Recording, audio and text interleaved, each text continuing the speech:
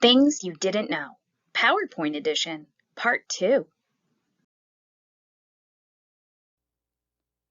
Do you use PowerPoint to present information on your content to your class?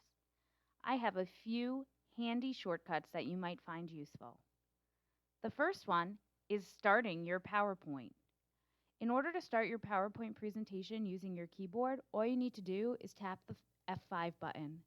On our district laptops, to use the F5 button, all you need to do is hold the FN key and tap F5.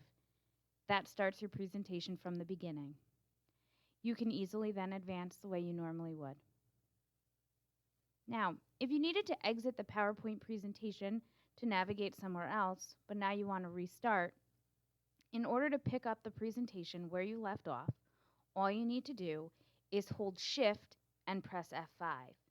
Again, on our devices, that means that you're going to hold Shift, hold the FN button, and tap F5, and it launches your PowerPoint presentation exactly where you left off. Now, while you're going through your presentation, you might need to pause to have a conversation. If you want to pause without leaving your information up on your screen, you have the option of turning your screen black, which is just hitting the B button. You have the option of turning your screen white, which is just pressing the W button.